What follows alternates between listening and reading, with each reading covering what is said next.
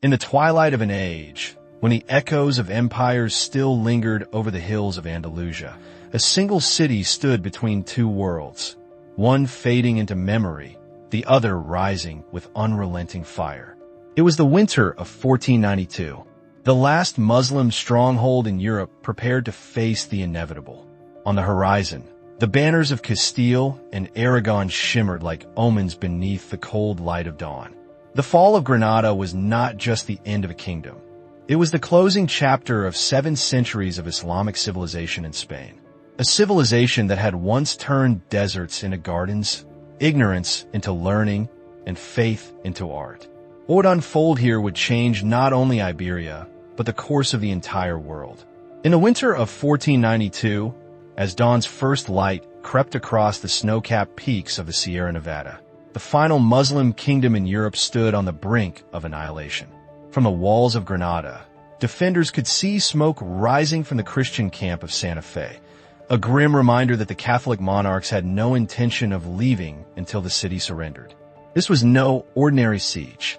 It was the final act of a story that had stretched across 8 centuries, the death knell of a civilization that had once ruled from the Pyrenees to Gibraltar. But how had it come to this? How had the heirs of Córdoba, the builders of the Alhambra, the masters of Al-Andalus, been reduced to defending a single city against the united might of Castile and Aragon? The answer lay in betrayal, civil war, and the ruthless ambition of 2 monarchs determined to complete the Reconquista.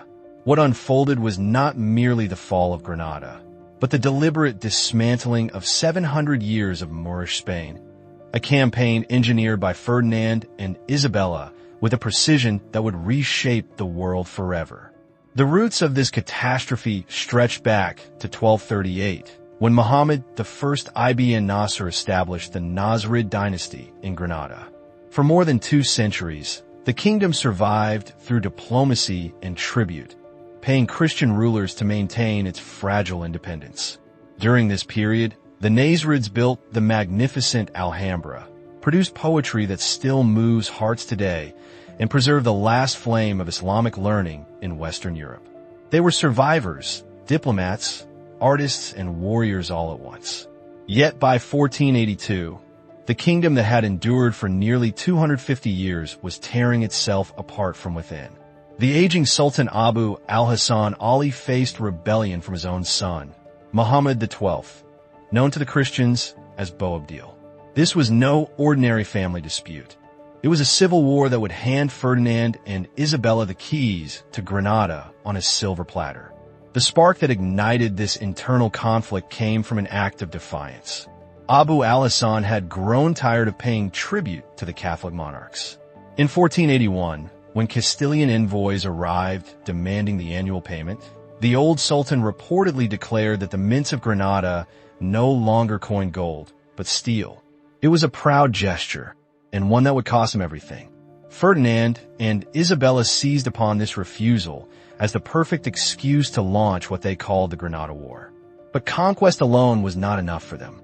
They sought total victory, complete submission, and the absolute end of Islamic rule in Iberia.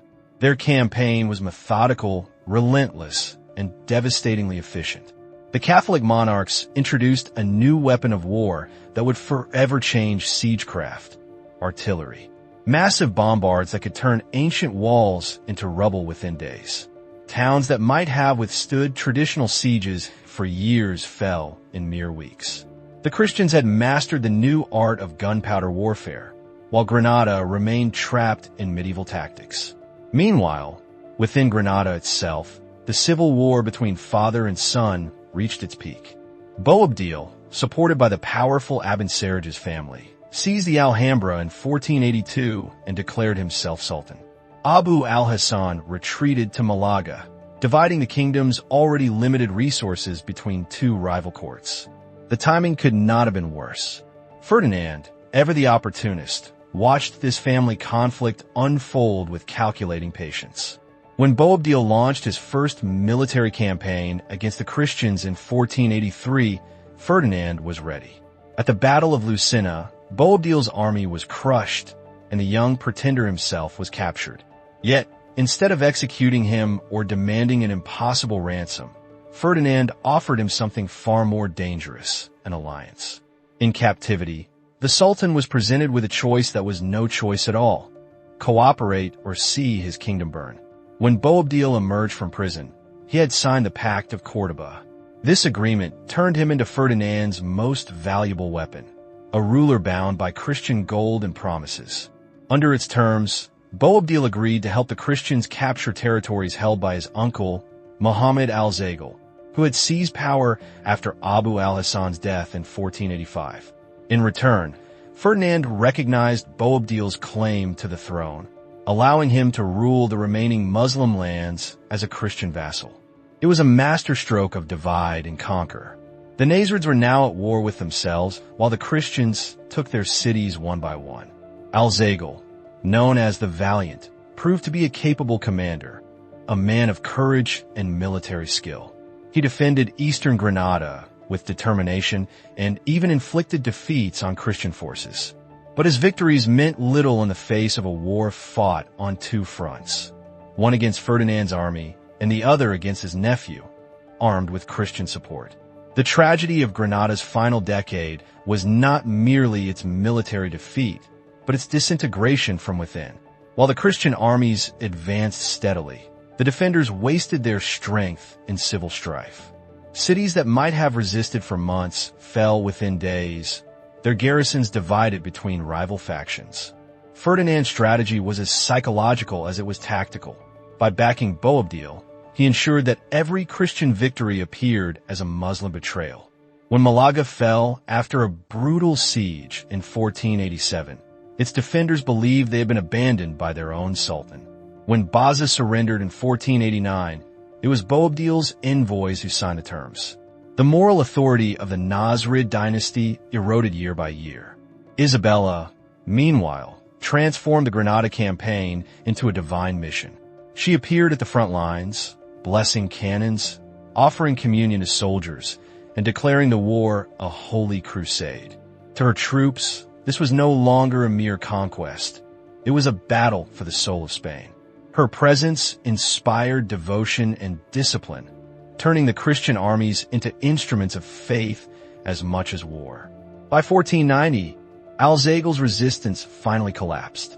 Surrounded by enemies and betrayed by his own ranks, he surrendered his remaining territories in exchange for safe passage to North Africa.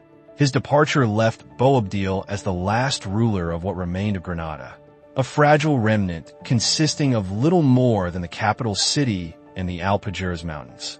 It was then that Boabdil made his final, desperate gamble. After years of serving as a Christian puppet, he broke his vassalage and declared his independence. Perhaps he had finally realized that Ferdinand and Isabella would never allow a Muslim ruler to remain on Spanish soil. Or perhaps, consumed by guilt and shame, he sought to reclaim his honor. Whatever the reason, his decision sealed Granada's fate. Ferdinand and Isabella had long been preparing for this moment. In April 1491, as spring spread across Andalusia, they assembled the largest army Spain had ever seen. 80,000 men gathered on the fertile plains outside Granada, an army unlike any before it. This was not merely the combined might of Castile and Aragon. It was the embodiment of Christian Europe's centuries-long dream of reconquest. Knights in shining armor stood beside Genoese crossbowmen, Swiss pikemen, and Andalusian militias. At the center of it all rolled the mighty bombards, their thunder promising to end a civilization. Ferdinand had learned from every siege of the decade-long war. This time, his forces would not withdraw for winter. They would remain until the city fell. A permanent settlement, Santa Fe, was built beside Granada's walls, a city of wood and stone that declared one message unmistakably: the Christians would not leave until victory was theirs. From the ramparts, the defenders could see it clearly: an ocean of soldiers, tents, banners, and smoke stretching beyond the horizon. For those standing upon the walls of Granada, the sight alone was enough to crush even the bravest hearts. The end had come. Across the plains of Granada, the sight was almost surreal, a sea of white tents stretching endlessly toward the horizon, each one a symbol of the Christian army's relentless determination. Smoke coiled lazily into the sky from hundreds of cooking fires, blending with the crisp winter air. The sound of iron striking iron echoed constantly across the valley as engineers labored to construct siege engines and fortifications. Beneath the rhythmic pounding of hammers came the steady march of soldiers' fresh reinforcements arriving each day from every corner of Castile and Aragon. Yet, amid this display of might, Ferdinand's most powerful weapon was not forged of steel or fire. It was psychological. Rather than order an immediate assault on Granada, the Catholic monarch devised a plan that would crush the defenders' morale long before his cannons breached their walls. He commanded his army to build not just a camp, but an entire city. Day after day, the Muslim defenders watched in silent dread as the landscape transformed before their eyes. Streets were laid out in precise geometric patterns. Stone foundations were dug deep into the soil, and wooden houses began to rise one after another.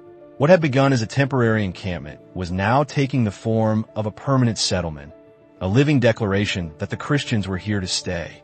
Within weeks, it had become a thriving town with markets, churches, administrative buildings, and even homes for civilians. Ferdinand named it Santa Fe, Holy Faith. The choice of name was no accident. It was meant to remind everyone, friend and foe alike, that this was not merely a campaign of conquest, but a sacred mission ordained by God. From the towers of the Alhambra, Boabdil and his soldiers could see Christian families settling into their new homes, children playing in the streets, merchants calling out their wares as though they were in Seville or Toledo. The sight was devastating. It was no longer just an army outside their gates. It was the future taking root before their very eyes. Santa Fe became both promise and threat. A promise of peace under Christian rule for those who surrendered, and a chilling vision of what would rise over Muslim graves should they resist. Every new building was a message carved into the land itself. Granada's days were numbered.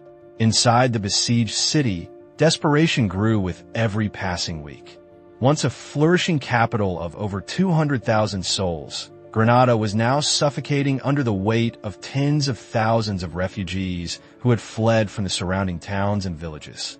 Families crowded into the narrow streets, their possessions reduced to whatever they could carry. Markets that had once overflowed with goods were now barren. Food became scarce, then precious, and soon nearly impossible to find. The Christians controlled every road, every mountain pass, every route by which supplies might enter the city. What little grain remained in the royal warehouses was rationed with mathematical precision, but even the most optimistic calculations showed it could not last through the summer. Mothers watched their children grow thin and weak. Shopkeepers stood helplessly in their empty stores. The air itself seemed heavy with the stench of hunger and hopelessness. From the city's highest towers, the people could see the white expanse of Santa Fe stretching across the plain, a cruel reminder of their isolation. Boabdil, the young Sultan of Granada, faced an impossible situation. His advisors argued endlessly around him, each faction pulling him in a different direction. Some urged surrender, believing that submission to Ferdinand was the only way to save their people from starvation. Others demanded defiance, invoking the ancient glory of Al-Andalus and calling for a final, desperate stand. Even among the city's most powerful families, unity had crumbled. The influential Abencerrage clan, whose support had once secured Boabdil's throne, now divided into rival groups, some preparing to negotiate with the Christians, others planning their escape to North Africa. As trust dissolved, paranoia spread through Granada like an invisible poison. Rumors of betrayal filled the narrow alleys. Whispers of secret meetings and hidden letters turned neighbor against neighbor. In his desperation, Boabdil sent messages to every corner of the Muslim world. Letters were dispatched to the Ottoman Sultan, pleading for ships and soldiers. Envoys crossed the sea to North Africa, begging for food and gold. Messengers rode to Cairo, invoking the ancient bond of Islamic brotherhood with the Mamluks of Egypt. But no help came. The Ottomans were preoccupied with their wars in the east. The rulers of North Africa were struggling with their own internal conflicts. And the Mamluks of Egypt, powerful but distant, saw little reason to sacrifice for a kingdom they had never truly considered part of their realm. Every unanswered plea was another wound to Granada's fading hope. The realization spread like a cold shadow across the city no army was coming to save them. They were the last defenders of a dying world, abandoned even by those who shared their faith. Ferdinand, meanwhile, proved himself a master of patience and precision. He understood that time, not violence, would break Granada's spirit. With each passing day, his position grew stronger while Boabdil's grew weaker. Supplies arrived regularly from across Castile and Aragon. New recruits poured in, swelling his ranks. His engineers positioned siege engines with mathematical accuracy along the city's perimeter, creating a ring of iron and stone that no force could escape. At the same time, gold flowed freely through his camp coins, slipped into the hands of Muslim informants and disloyal officials willing to betray their city. Some betrayals were small, a guard leaving a gate unbarred, a merchant revealing the location of hidden grain stores. Others were catastrophic, exposing entire sections of the walls to Christian attack. In the autumn of 1491, Queen Isabella herself arrived at Santa Fe. Her presence transformed the siege from a military operation into a holy crusade. The queen established her royal court within the new city, hearing petitions, dispensing justice, and displaying the dignity of Christian rule for all to see. Each day, she prayed publicly within sight of Granada's walls, her devotion serving as a living declaration that divine favor was already with her cause. For the starving defenders watching from afar, it was yet another blow to their morale proof that even heaven seemed to stand against them. Inside the city, the situation had become unbearable. Bands of Muslim warriors launched desperate night raids against the Christian lines, hoping to destroy siege engines or steal food. But each attempt failed, costing more lives than it saved. The bodies of fallen soldiers lay scattered across the no-man's land between the walls, silent witnesses to a struggle that could no longer be won. Winter crept closer, and with it came resignation. Even the most devout defenders began to accept the inevitable. The mighty walls that had withstood centuries of invasion could not protect them from hunger. In the Albayzin quarter, families huddled around dying fires, whispering prayers for mercy rather than victory. In the marble halls of the Alhambra, poets and courtiers who had once sung of eternal Muslim glory now drafted letters of surrender. And in the mosques, the tone of prayer shifted, no longer calling for divine triumph, but pleading for divine forgiveness. Boabdil himself seemed to wither before his people's eyes.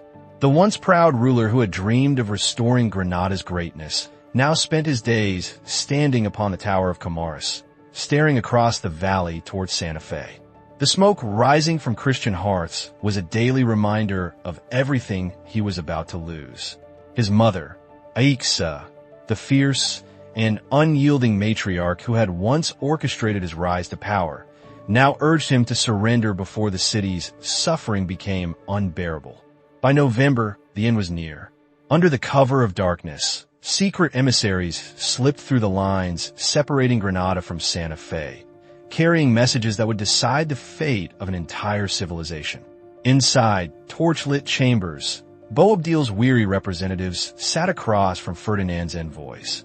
The negotiations that followed were not between equals, but between conqueror and conquered. Ferdinand's initial demands were uncompromising total surrender of the city, recognition of Christian sovereignty, and payment for past rebellions. Yet as the talks continued, a subtle change occurred. Perhaps recognizing the challenge of ruling a Muslim population, the Catholic monarchs began offering terms that were unexpectedly humane for the time. Muslims would be allowed to keep their homes, their property, and their faith.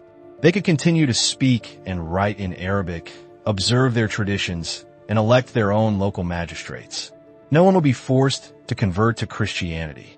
Those who chose exile would be granted safe passage to North Africa and time to sell their possessions before leaving.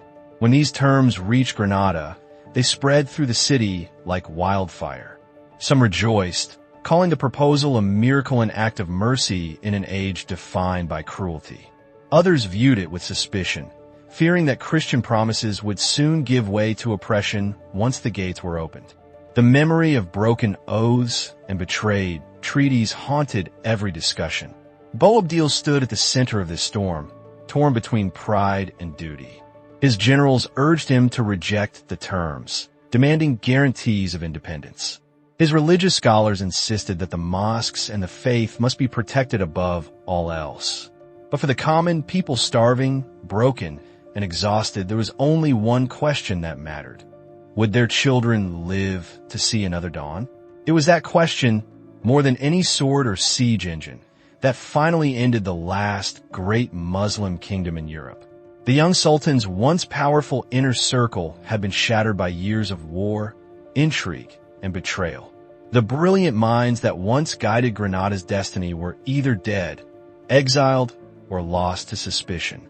Those who remained had splintered into bitterly divided factions, each convinced of its own righteousness.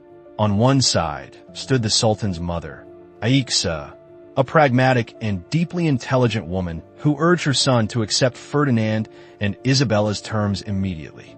She believed that continued resistance would only lead to harsher conditions and needless bloodshed. On the other side were the proud military leaders and devout scholars who saw surrender not as a political decision, but as an act of spiritual suicide, the end of everything that had defined their people for nearly 8 centuries.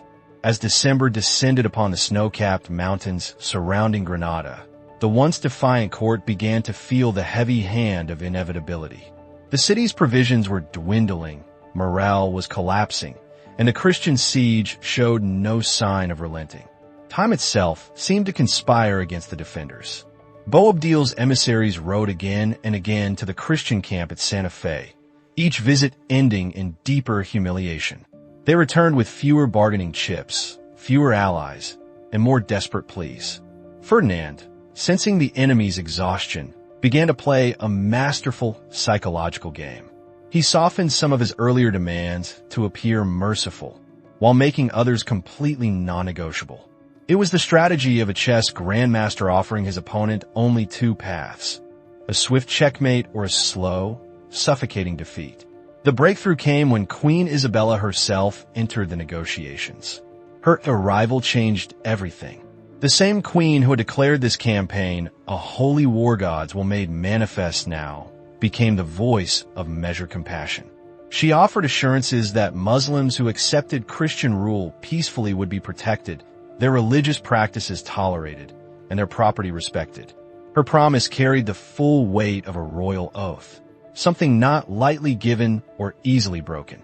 Even among Granada's most distrustful scholars and commanders, her sincerity stirred a fragile hope that coexistence might still be possible.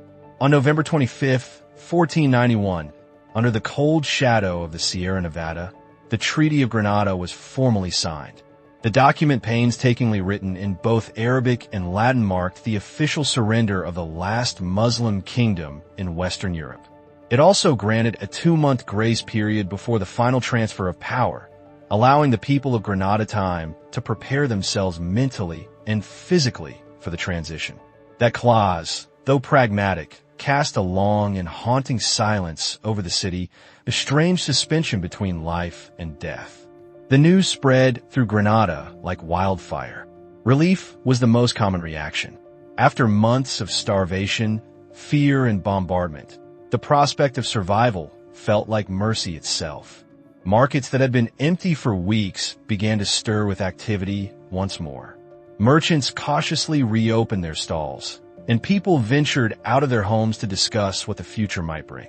For the first time in months, children played again in the narrow streets of the Albisin, their laughter echoing between the whitewashed walls. Yet beneath that surface joy ran deep rivers of grief, shame, and resignation. In the gilded halls of the Alhambra, scholars and courtiers scrambled to preserve what they could of Granada's legacy.